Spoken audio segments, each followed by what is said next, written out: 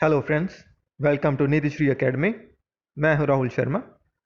Friends, आज मैं आपके साथ वर्ल्ड ट्रेड ऑर्गेनाइजेशन, जो एक इंटरनेशनल ऑर्गेनाइजेशन है, वो डिस्कस कर रहा हूं। ये हमारा international organisation MPPSC economics mains का थर्ड लेक्चर है। आई होप आपने फर्स्ट और सेकंड लेक्चर देखा हो, जो मैंने आईएमएफ और वर्ल्ड बैंक पे बनाया था। फ्रेंड्स, जैसा आपने मेरे फर्स्ट दो लेक्चर्स में देखा होगा कि ब्रेटन वुड्स कॉन्फ्रेंस हुई थी 1944 में, ठीक है, आफ्टर सेकेंड वर्ल्ड वॉर, जहाँ पे वर्ल्ड बैंक और आईएमएफ को प्रपोज और क्रिएट किया गया था। Yes, propose and formed in 1944 during Bretton Woods conference. वहाँ पे मैंने आपको ये भी बताया था कि international trade organisation, that is ITO, was proposed, but the idea was dropped. ठीक है। सो अगर आपसे पूछा जाए कि ब्रेटन वुड्स कॉन्फ्रेंस में वर्ल्ड बैंक, आईएमएफ और आईटीओ क्या प्रपोज हुए थे, तो फिर आपका आंसर होगा यस, तीनों प्रपोज हुए थे। बट आईटीओ का idea was dropped in 1944। Later 4 years it was formed in 1948 under the name of GATT, that is General Agreement on Trade and Tariffs। ठीक है। अब हम फ्रेंड्स ये बात करेंगे ये गैट है क्या। ठीक है, इसका ऑब्जेक्टिव क्या है। That is general agreement on trade and tariffs. ठीक है, ये गैट की फुल फॉर्म है, जो 1948 में एज ए प्रपोज किया गया था। हम इसको बोलेंगे कि ये अर्लियर नेम है डब्ल्यूटीओ का, वर्ल्ड ट्रेड ऑर्गेनाइजेशन का। ठीक है, तो इसका ऑब्जेक्टिव क्या था, to encourage reduction in tariff as well as in non tariff barriers. Friends, जो टैरिफ्स क्या होते हैं और नॉन टैरिफ क्या होते हैं, ठीक है, उनके बारे में अब हम बात करते हैं। टैरिफ क्या है, द टैक्स और duty imposed by the importing country on specific goods and commodities। यहाँ पे एग्जांपल है, जैसे कस्टम ड्यूटी इंडिया इंपोर्ट करती है फॉरेन व्हीकल्स के ऊपर। फॉर एग्जांपल, जैसे आप बेंटले लगा लो या फिर आप कोई सुपर कार लगा लो, ठीक है, उसकी जो उसके ऊपर जो कस्टम ड्यूटी इंपोर्ट लगती है, उसकी वजह से उसका प्राइस इंडिया में, ठीक है, 4 से 5 टाइम्स ज़्यादा हो जाता है। ठीक है, सपोज अगर कोई 1 लाख की गाड़ी है बाहर, ठीक है, तो वो अगर उसको उसके ऊपर अराउंड 400% की कस्टम ड्यूटी लगेगी और इंडिया में वो 5 लाख की उसकी सेल होगी। ठीक है, तो ये है, इसको टैरिफ्स को क्यों लगाया जाता है फ्रेंड्स, ताकि डोमेस्टिक इंडस्ट्री को प्रोटेक्ट किया जा सके, डोमेस्टिक इंडस्ट्री को प्रोटेक्ट किया जा सके फॉरेन इंडस्ट्री से। ठीक है, एक तरह की ये प्रोटेक्शनिस्ट पॉलिसी थी, जो टिल 1991 फॉलो की गई थी। ठीक है, और नॉन टैरिफ बैरियर्स क्या है, जैसा फ्रेंड्स आपने देखा है कि टैरिफ के आगे मैंने नॉन लगा दिया, मींस जो टैक्स और ड्यूटी के अलावा। ठीक है, yes, when the importing country imposes measures other than tax और ड्यूटीज, दैट इज कोटा। क्या क्या हो सकती हैं फ्रेंड्स, नॉन टैरिफ में हम क्या क्या बोल सकते हैं। कोटा हुआ, जैसे how much one can import, means Indian company foreign से कितनी चीज़ों या फिर कितनी क्वांटिटी में इंपोर्ट कर सकती है। ठीक है, ये हुआ कोटा। और सेकंड हो सकता है friends, demand of local content. Local contents means जैसे मेक इन इंडिया में अभी बोला जा रहा है कि 60 to 70% material to be source from local market, local manufacturers. ठीक है, तो ये चीज़ें हैं फ्रेंड्स जिनको हम बोलेंगे नॉन टैरिफ बैरियर्स। बस सिंपल सी है, टैरिफ में या टैक्स या ड्यूटी लगेगी कमोडिटी या फिर गुड जो आप इंपोर्ट कर रहे हो उसके ऊपर, और नॉन टैरिफ में बोला जाएगा कि आप इतनी क्वांटिटी मंगवा सकते हो, या फिर अगर आपने कोई इंडस्ट्री खोल रहे हो कोई फॉरेन कंट्री या कि इंडिया में इंडस्ट्री खोल रही है, तो उसको लोकली सोर्स मटेरियल से ही काम चलाना पड़ेगा। 100% नहीं, 60 70 80 वाट एवर जो भी परसेंटेज गवर्नमेंट ने रखी होगी। ठीक है, तो एक चीज़ और है friends, non tariff barriers also called S non tariff measures. ठीक है जी, तो ये था फ्रेंड्स हमारा general agreement on trade and tariffs, एक जनरल ओवरव्यू। इसकी अब हम फ्रेंड्स देखते हैं इसकी बैकग्राउंड में क्या है। ठीक है, जैसे कि डब्ल्यूटीओ और आईएमएफ फॉर्म्ड हुए थे as a precursor to the Bretton Woods conference, ठीक है, आफ्टर सेकेंड वर्ल्ड वॉर। वैसे ही गैट का बैकग्राउंड क्या है, from its formation in 1948 as GATTs till 1994 various conferences held under the name of Uruguay rounds. South American country है friends Uruguay. ठीक है, तो 1986 से लेके 1994 जो भी कॉन्फ्रेंसेस हुई गैट की, ठीक है, वो उरुग्वे में हुई थी, तो फिर इसीलिए उसको उरुग्वे राउंड्स बोला जाता है। आप उरुग्वे कॉन्फ्रेंस भी बोल सकते हो, बट डब्ल्यूटीओ में हम इन जनरली राउंड्स ही बोलते हैं, ठीक है। तो उरुग्वे राउंड्स में फ्रेंड्स क्या क्या हॉट टॉपिक क्या चल रहा था वहाँ पे, किस चीज़ पे किन मुद्दों पे डिस्कशन वगैरह हुई थी, वो था फ्रेंड्स ट्रेड इन सर्विसेज, ठीक है, which has not been taken under gate.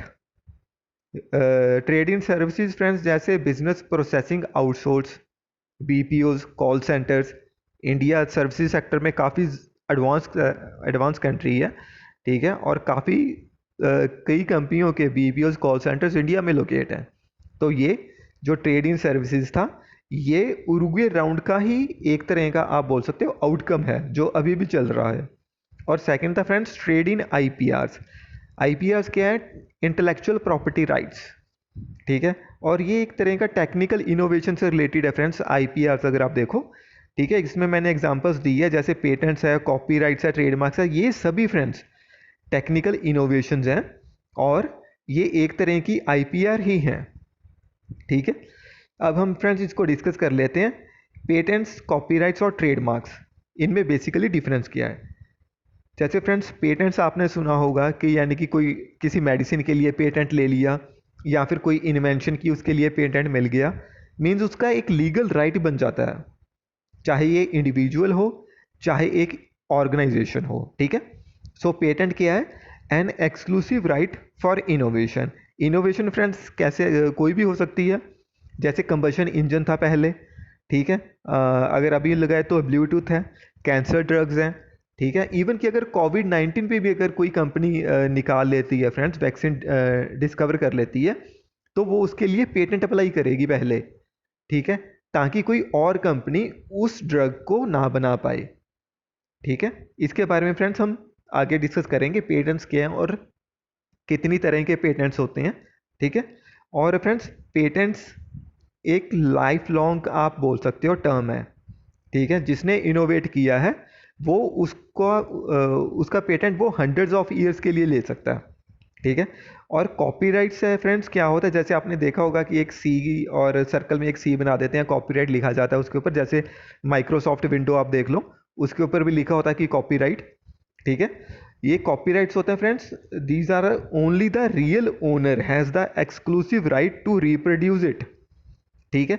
Example songs है, सॉफ्टवेयर है, ठीक है। सॉन्ग्स, बट फ्रेंड्स जो बेसिक डिफरेंस है, आप बोलोगे कि यार पेटेंट और कॉपीराइट की डेफिनेशन तो एक जैसी ही है ऑलमोस्ट, ठीक है, बट फ्रेंड्स इसमें एक कैच है। अगर आप देखो पेटेंट फ्रेंड्स होता है लाइफ लॉन्ग हो सकता है पेटेंट, कुछ एक केसेस में पेटेंट लाइफ लॉन्ग हो सकता है बिल्कुल, जबकि copyright friends at max 20 years के लिए मिलता है, ठीक है।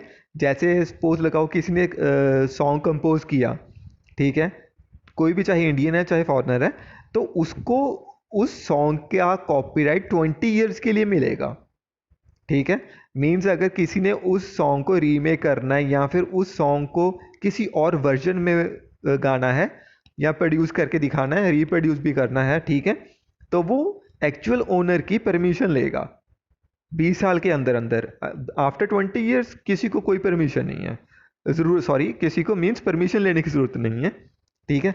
ऐसे ही फ्रेंड्स सॉफ्टवेयर के साथ है, आपने देखा होगा सॉफ्टवेयर के ऊपर एक कॉपीराइट जैसा लिखा रहता है, तो वो चीज़ें हैं फ्रेंड्स बेसिक पेटेंट और कॉपीराइट में क्या डिफरेंस है।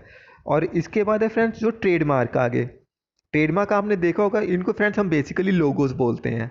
जैसे लोगो किसी भी ब्रांड का हो सकता है, रिलायंस का लगा लीजिए, एयरटेल का लगा लीजिए, ठीक है, या फिर जैसे जी ब्रांड है, ठीक है, इसका एसयूवीज का लगा लीजिए, नाइकी है, एडिडास है, जो इनके लोगोस हैं फ्रेंड्स हम उनको ट्रेडमार्क बोलते हैं, ठीक है। ट्रेडमार्क में लोगोज ही आएंगे और इनको फ्रेंड्स कोई भी ओनर जब मर्जी चाहे चेंज कर सकता है, इसमें कोई किसी तरह का कोई रुकावट नहीं रहती, बट हाँ ये एक्सक्लूसिव ही रहता है किसी एक कंपनी के साथ, ठीक है फ्रेंड्स। तो ये था फ्रेंड्स मेरा आईपीआरस के ऊपर। अब हम फ्रेंड्स इसको अब हम डिस्कस करेंगे कि यार ये गैट डब्ल्यूटीओ में कन्वर्ट कैसे हो गया, या फिर क्या इसको क्या नेसेसिटी पड़ेगी कि गैट को डब्ल्यूटीओ बनाना पड़ गया, ठीक है। 1994 में फ्रेंड्स माराकश एग्रीमेंट हुआ, माराकश मोरक्को में है, ठीक है। WTO केम इनटू एग्जिस्टेंस, ठीक है। और अगर आप इसकी स्पेसिफिक डेट चाहते हो WTO की, ठीक है, हो सकता है किसी एग्जाम में पूछ लें, तो वो January 1995 GATT becomes WTO and WTO came into existence. इसका फ्रेंड बेसिक प्रिंसिपल क्या है, प्रिंसिपल ऑब्जेक्टिव क्या है, WTO को फॉर्म करने का रीज़न क्या है, वो ये है कि ट्रेड विदाउट डिस्क्रिमिनेशन को प्रमोट करना है इसने, ठीक है। और ट्रेड विदाउट डिस्क्रिमिनेशन फ्रेंड्स ये चीज़ है, जैसे हम बोलते हैं कि हमारा एक तरह का कॉन्स्टिट्यूशन में लिखा गया है कि किसी के भी साथ, चाहे किसी भी सेक्शन ऑफ कोई भी कम्युनिटी है, कोई भी सेक्शन ऑफ सोसाइटी है, उसके साथ डिस्क्रिमिनेशन नहीं होनी चाहिए। वैसे ही फ्रेंड्स इंटरनेशनल लेवल के ऊपर, ठीक है, ये जो ट्रेड ऑर्गेनाइजेशन है, वर्ल्ड ट्रेड ऑर्गेनाइजेशन है, इसने एक ऑब्जेक्टिव बनाया है कि ट्रेड हो बिटवीन मेंबर नेशंस, ठीक है, वो विदाउट एनी डिस्क्रिमिनेशन होनी चाहिए। मींस ये नहीं है कि इंडिया सिर्फ सिलेक्टेड कंट्रीज़ के साथ ही ट्रेड करे और बाकी सारी कंट्रीज़ को छोड़ दे, नहीं, ऐसा नहीं होगा। इंडिया ट्रेड करे हर एक कंट्री के साथ, इंक्लूडिंग पाकिस्तान आल्सो, ठीक है। बट ये जो ट्रेड की अमाउंट कितनी हो, ये रिस्पेक्टिव कंट्रीज़ की ऊपर डिपेंड करती है। इसको WTO नहीं बोलता कि आप कंट्री के साथ इक्वल ट्रेड करो, नो, ये आपकी मर्जी है किस कंट्री ने किसके साथ कितनी अमाउंट में ट्रेड करनी है, ठीक है। इसलिए सिर्फ और सिर्फ इसका सिर्फ एक ही रीज़न है, ये बोलता है कि ट्रेड विदाउट डिस्क्रिमिनेशन करो, मीन्स हर एक मेंबर नेशन के साथ ट्रेड करो, दैट्स इट। और इस ऑब्जेक्टिव को फुलफिल करने के लिए फ्रेंड्स दो टर्म्स आई हैं, एक है MFN that is most favoured nation, और एक है NT that is national treatment. ये दो कंसेप्ट इमर्ज हुए हैं, ठीक है। अब हम डिस्कस करते हैं फ्रेंड्स मोस्ट फेवर्ड नेशन क्या है और नेशनल ट्रीटमेंट क्या है। मोस्ट फेवर्ड नेशन फ्रेंड्स, जैसे आपने देखा, ये it is basically a tag, it is a tag given by one nation to other, ठीक है। इसके अंडर फ्रेंड्स क्या होता है, जैसे अगर ये लगाइए, अगर इंडिया ने भूटान को MFN का स्टेटस दे दिया मोस्ट फेवर्ड नेशन का, तो भूटान को भी फ्रेंड्स एज पर WTO MFN का स्टेटस इंडिया को देना पड़ेगा। ये रेसिप्रोकेट रहता है MFN मोस्ट फेवर्ड नेशन, जबकि जो नेशनल ट्रीटमेंट है फ्रेंड्स वो रेसिप्रोकेट बिल्कुल नहीं है। मींस अगर हमने किसी कंट्री के साथ अगर ट्रीटी की है, सपोज हम भूटान के साथ अगर हमने कोई ट्रीटी की है और हमने बोल दिया कि हम ट्रेड कंसेशंस दे रहे हैं भूटान को, ठीक है, तो वो भूटान की मर्जी है, वो हमारे साथ ट्रेड कंसेशन अपनी तरफ से करे या ना करे, ठीक है। तो ये चीज़ रहता है, इस चीज़ को ओवरकम करने के लिए मोस्ट फेवर्ड नेशन का टैग दिया जाता है, ठीक है। जैसे कि आपने देखा, trade concession granted to one member nation must be given to all WTO member nations, ठीक है। इंडिया ने भूटान को MFN का स्टेटस दिया, भूटान MFN का स्टेटस इंडिया को रेसिप्रोकेट करेगा, ये कंपलसरी है। नेशनल ट्रीटमेंट में ये चीज़ कंपलसरी नहीं है, ठीक है। और इसके अलावा WTO ये बोलता है कि अगर आप एक कंट्री को MFN का स्टेटस दे रहे हो, तो आप सारी की सारी WTO मेंबर नेशंस को MFN का स्टेटस दो, उनको रेसिप्रोकेट करना होता है। बट आपको एक बात बताता हूँ, इंडिया ने पाकिस्तान को MFN का स्टेटस दे रखा था काफ़ी टाइम से, टिल उरी सर्जिकल स्ट्राइक, ठीक है। बट पाकिस्तान ने MFN का स्टेटस इंडिया को तब आज तक नहीं दिया। सो इंडिया ने उरी स्ट्राइक के बाद, ठीक है, MFN का स्टेटस पाकिस्तान से वापस ले लिया था। मींस इंडिया ने बोल दिया था अब हम पाकिस्तान को MFN का स्टेटस नहीं दे रहे, ठीक है। तो ये चीज़ होती है। और MFN स्टेटस में क्या होता है फ्रेंड्स, एग्जांपल है, इफ़ इंडिया इंपोर्ट से 100 goods at lower tariffs, India ने भूटान से या किसी भी और कंट्री से अगर उसने कोई चीज़ कमोडिटीज़ इंपोर्ट की हैं से 2% इंटरेस्ट पे या 2% कस्टम ड्यूटी पे, तो फिर अगर इंडिया श्रीलंका से इंपोर्ट कर रहा है चीज़ें, तो वहाँ पे इंडिया उसको 5% कस्टम ड्यूटी पे इंपोर्ट नहीं करेगा, उसको भी 2% ही इंपोर्ट ड्यूटी पे ही इंपोर्ट करेगा। ये MFN के अंडर है, बट कोई भी नेशन इस चीज़ को फॉलो नहीं करती, सभी नेशंस अपनी अपनी मर्जी से चलती हैं, ठीक है, और अपनी तरह अपना बेनिफिट देखती हैं। सो अब हम बात करते हैं नेशनल ट्रीटमेंट की, एनटी की। इसमें फ्रेंड्स ये है कि it importing nation must treat goods और imports from other nations at par with the domestic goods. Means अगर हम किसी फॉरेन कंट्री से कोई भी गुड्स को इंपोर्ट कर रहे हैं और वही गुड इंडिया में भी बन रही है, ठीक है, तो दोनों को एक दूसरे के सिमिलर रखा जाएगा, दोनों को लेवल प्लेइंग फील्ड दिया जाएगा। अब ये कस्टमर या फिर कंज्यूमर के या फिर बायर के ऊपर निर्भर होगा कि वो मेड इन इंडिया पर गुड परचेज करना चाहेगा या फिर मेड इन फॉरेन जो भी गुड होगी उसको परचेज करना चाहेगा। एग्जाम्पल है फ्रेंड्स, आपके सामने दो मोबाइल पड़े हैं, एक है एप्पल, ठीक है, और एक है सैमसंग, ठीक है। तो फिर ये आपके ऊपर डिपेंड करता है कि आप जो सैमसंग वाला मोबाइल अगर इंडिया में बना है आप उसको परचेज कर रहे हो या फिर आप एप्पल को परचेज कर रहे हो जो मेड इन चाइना या मेड इन यूएसए है, ठीक है। तो इसीलिए बोला गया है कि अगर आपने कोई चीज़ इंपोर्ट की है, ठीक है, तो आप उसको इक्वल लेवल प्लेइंग फील्ड दोगे, that is national treatment. No discrimination by the importing nation between local brand and international brand, that's it. ये हमारा डिफरेंस है friends MFN and national treatment में। फ्रेंड्स अब हम डिस्कस करते हैं कि यार डब्ल्यूटीओ जो आया 1995 में बना, उसके पीछे क्या रीज़न थे, या फिर ये लगाइए जो उसके वाइटल एग्रीमेंट्स क्या थे, इंपॉर्टेंट एग्रीमेंट्स क्या थे डब्ल्यूटीओ के अंदर 1995 में। फ्रेंड्स वो है हमारे ये 4 एग्रीमेंट्स हैं, that is agreement on agriculture, agreement on trade related IPRs, that is intellectual property rights, TRIPS, ठीक है, agreement on trade related investment measures, TRIMS, general agreement on trade in services, GATS, ठीक है। अब friends मैं आपके साथ ये चारों चीज़ें डिस्कस करूंगा, ये काफ़ी इंपॉर्टेंट टॉपिक है फ्रेंड्स, ठीक है। अगर आप डब्ल्यूटीओ को अगर आप समझना चाहते हो डब्ल्यूटीओ में बेसिकली होता क्या है, तो यही चीज़ें हैं। और फ्रेंड्स मैं आपको एक चीज़ बोलना चाहूँगा, अगर आपको ये लेक्चर अच्छा लगा हो तो काइंडली सब्सक्राइब कीजिए हमारे चैनल को, ठीक है, और वीडियो ज़रूर लाइक और शेयर कीजिएगा, ठीक है। चलिए अब हम बात करते हैं एग्रीमेंट ऑन एग्रीकल्चर। एग्रीकल्चर है फ्रेंड्स, ये 1995 से लेके अब तक ये जो चारों टॉपिक्स हैं फ्रेंड्स, ये चारों के चारों एग्रीमेंट इतने ज़्यादा इंपॉर्टेंट है कि जो भी डब्ल्यूटीओ की मीटिंग होती है इन चारों में से कोई ना कोई टॉपिक उठा रहता है, हॉट टॉपिक बना रहता है, ठीक है। तो एग्रीमेंट ऑन एग्रीकल्चर में फ्रेंड्स बेसिकली क्या है, it involves reduction in domestic subsidies and export subsidies, ठीक है। डोमेस्टिक सब्सिडीज को रिड्यूस करना और जो एक्सपोर्ट सब्सिडीज हैं उनको भी रिड्यूस करना एग्रीकल्चर सेक्टर में। टू फुलफिल दिस, ठीक है, सब्सिडीज पुट अंडर 3 बॉक्सेस, ये आपने जरूर सुनी होंगी फ्रेंड्स, ग्रीन बॉक्स क्या है, एम्बर बॉक्स क्या है, ब्लू बॉक्स क्या है, ये आज हम आपके साथ डिस्कस करेंगे। ग्रीन बॉक्स फ्रेंड्स जैसा कि आपने यहाँ पे लिखा हुआ है, green box deals with non trade distorting subsidies, वो सब्सिडीज जिससे ट्रेड की डिस्टॉर्शन नहीं होती, उन सब्सिडीज को हम ग्रीन बॉक्स के अंडर रखेंगे। और यहाँ पे देखें लिखा हुआ है no need to reduce such kind of subsidies, ठीक है।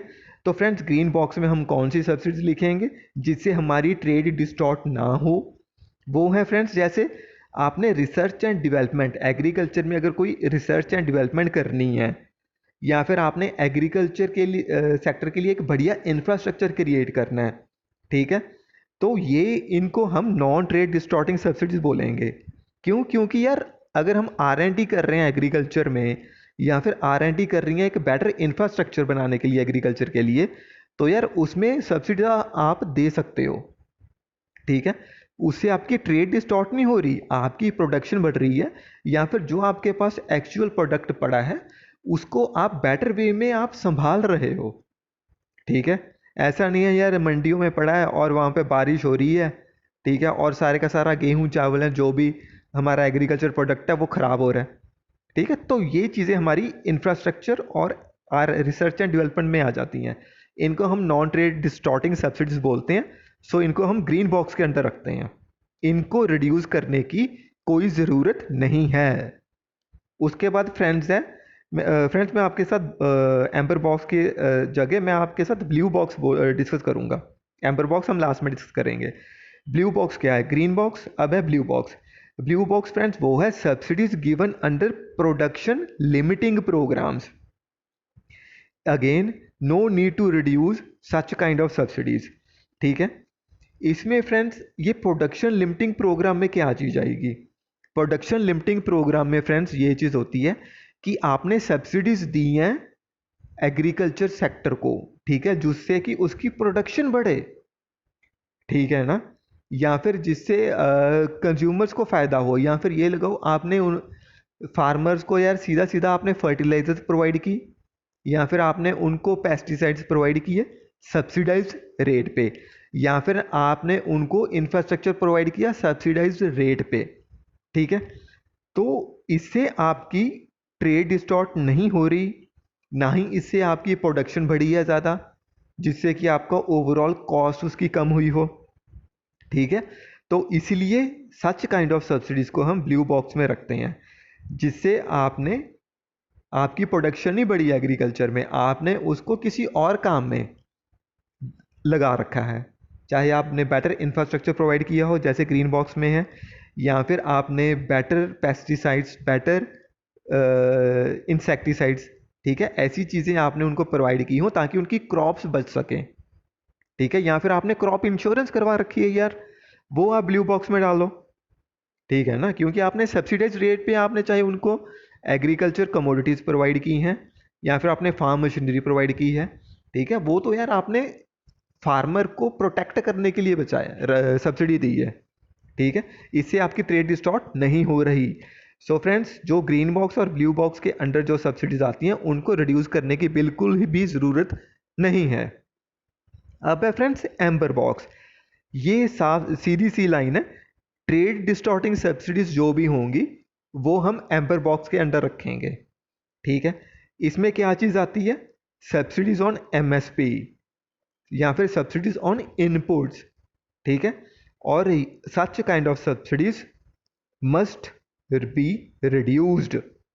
ठीक है, और फ्रेंड्स यहाँ पे मैंने लिखा है few countries give subsidies under amber box, या फिर few countries give trade distorting subsidies.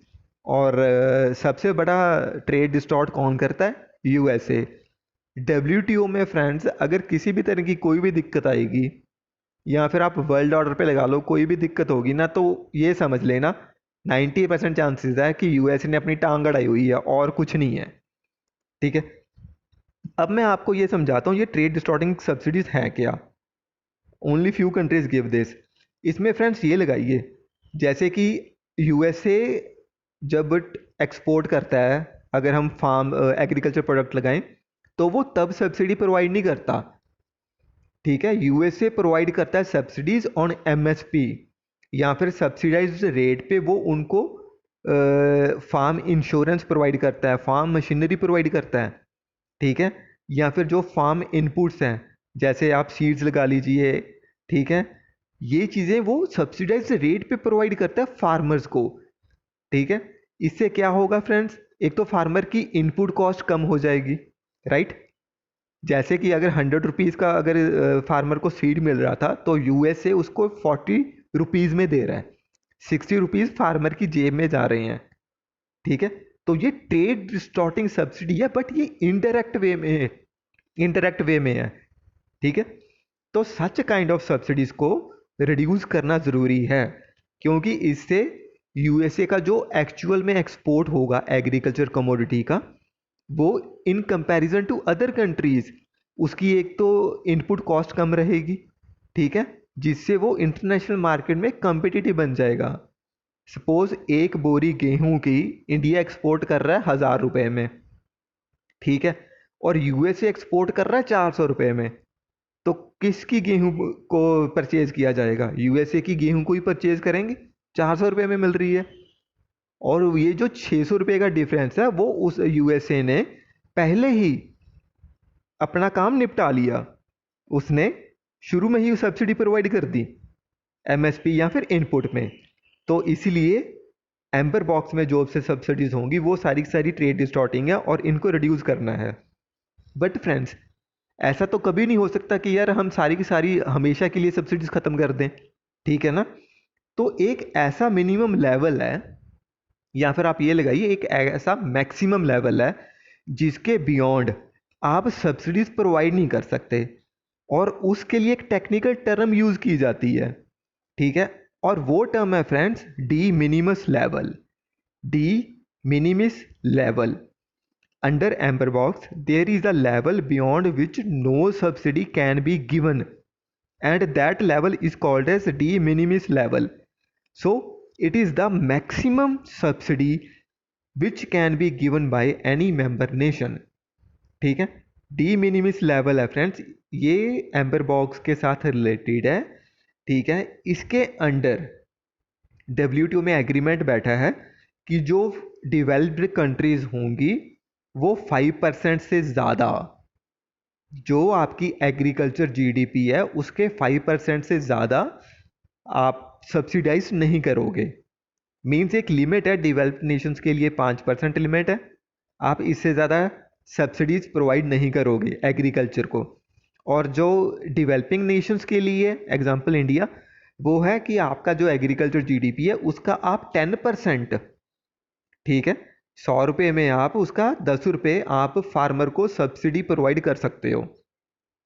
और डेवलप्ड नेशन 100 रुपये की अगर सब्सिडी प्रोवाइड कर रहे हैं तो उसमें से सिर्फ 5 रुपये ही सब्सिडी प्रोवाइड कर सकते हैं, ठीक है। तो ये डी मिनिमिस लेवल है, ये काफ़ी इंपॉर्टेंट है, अगर आएगा तो आप इसको ज़रूर ध्यान में रखिएगा।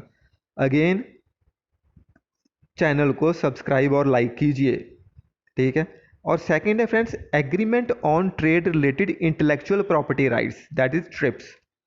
हमारा एग्रीमेंट ऑन एग्रीकल्चर खत्म हुआ है, अब हमारा सेकंड है agreement on trade related IPRs।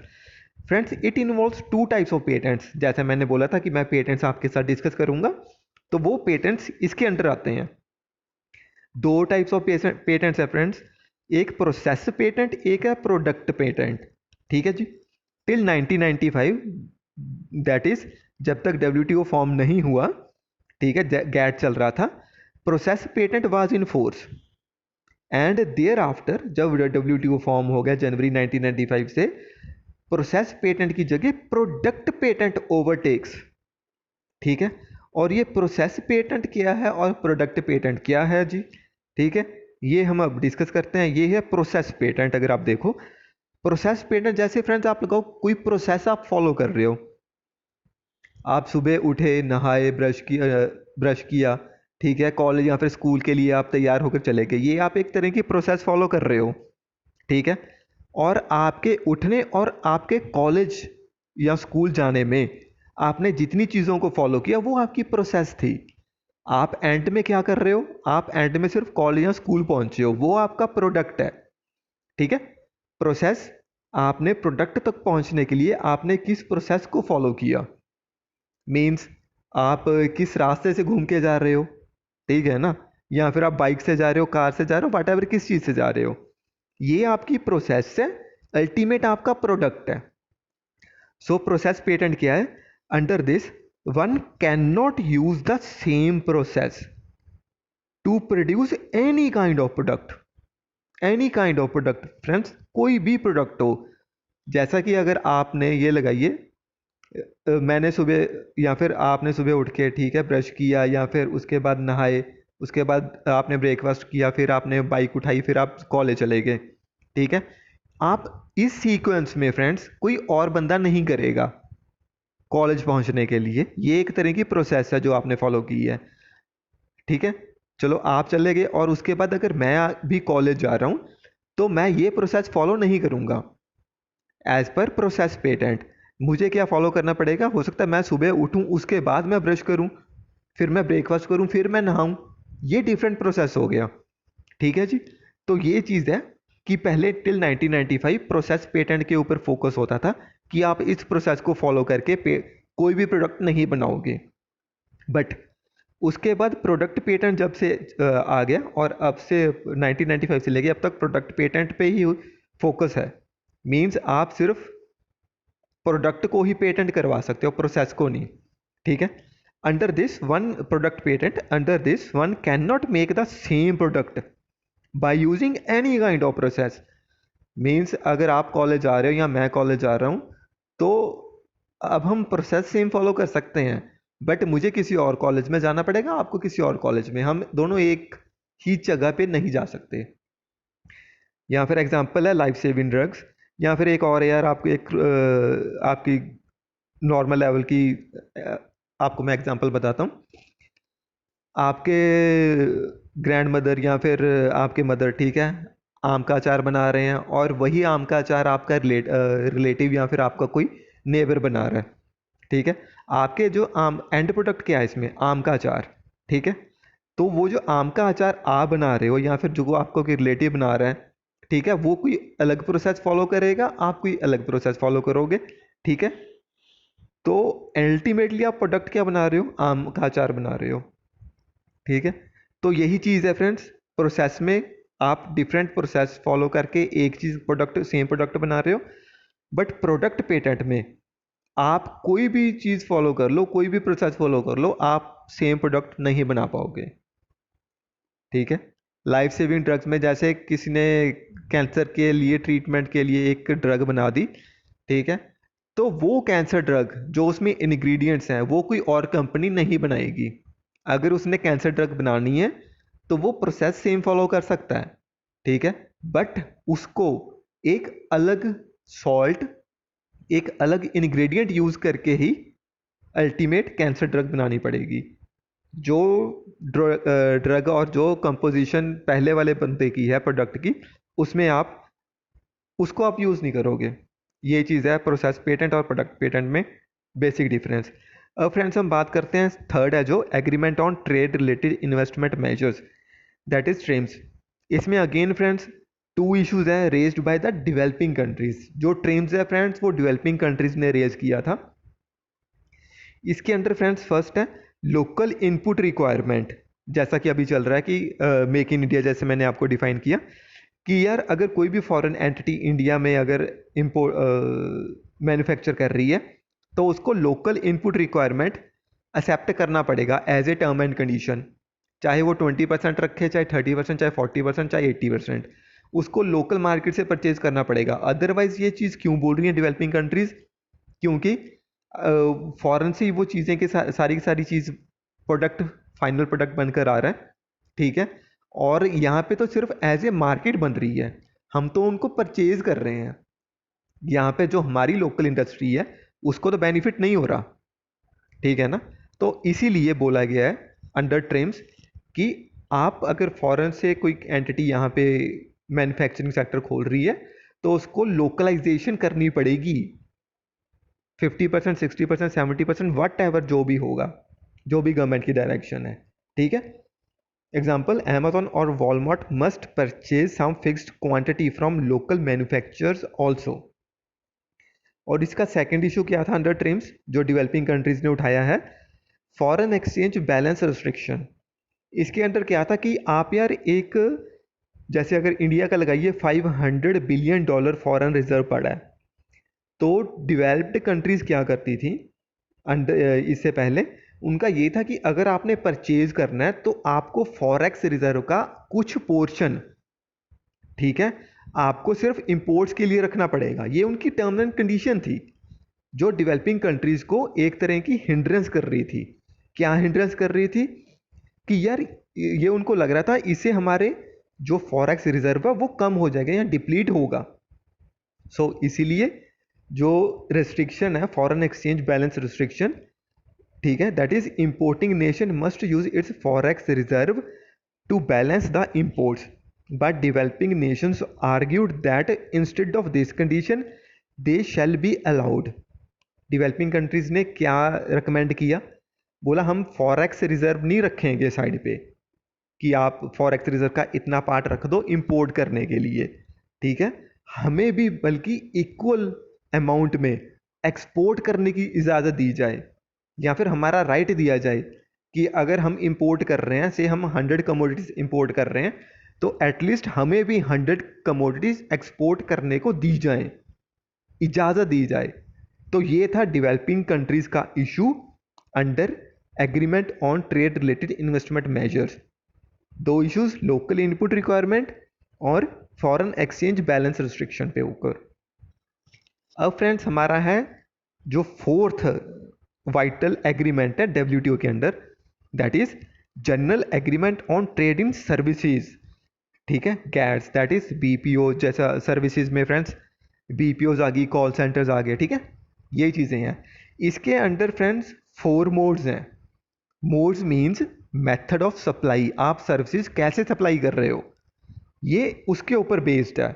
तो इंडिया को फ्रेंड्स गैट से इतना ज़्यादा बेनिफिट मिला कि यार हर आप खुद देख लो, कॉल सेंटर या बीपीओज इंडिया की सर्विस सेक्टर है, जो सॉफ्टवेयर इंडस्ट्री भी आप लगा लो, बूम कर रही है, ठीक है। और जीडीपी का more than 40% part service sector से मिलता है इंडिया को। तो अब आप खुद लगा लो कितना ज़्यादा इंपॉर्टेंट रहा होगा गैट इंडिया की इकोनॉमी के लिए, ठीक है। इसके अंदर फ्रेंड्स 4 तरीके हैं, 4 मोड्स मेथड्स ऑफ सप्लाई है, आप सर्विसेज कैसे प्रोवाइड कर सकते हो, ठीक है। उसमें फ्रेंड्स मोड 1 है, that is cross border supply. इसमें फ्रेंड्स क्रॉस बॉर्डर सप्लाई में क्या है, आप सर्विस प्रोवाइड कर रहे हो, that is service provider neither commercially nor physically present. जैसे मैंने आपको बताया बीपीओस, कॉल सेंटर्स, उसके लिए आपको एग्जांपल लगाइए, यूएसए से कॉल जा रही है डेल के कस्टमर की, डेल का कस्टमर केयर में कॉल कर रहा है, जबकि डेल का एक तरह आप ये लगा लो ऑफिस है यूएसए में, बट वो कॉल कर रहा है, जो कस्टमर केयर है वो कस्टमर केयर इंडिया में प्रेजेंट है, customer support as a BPO, as a call centre, ठीक है। तो वो जो कॉल करेगा वो इंडिया रिसीव करेगा, इंडियन कॉल सेंटर से रिसीव करेंगे, उसके बाद वो जो भी उसकी क्वेरी होगी इंडियन कॉल सेंटर में बताएगा। तो अब आप खुद देख लो, डेल वाले कस्टमर ने कॉल तो की थी डेल कस्टमर केयर को यूएसए में, बट वो कहाँ पे ट्रांसफ़र हुई है, इंडिया में। सो फिजिकली कस्टमर केयर कहाँ पर प्रेजेंट है, इंडिया में, नॉट यूएसए में। तो इसीलिए बोला गया है कि service provider neither commercially nor physically present there.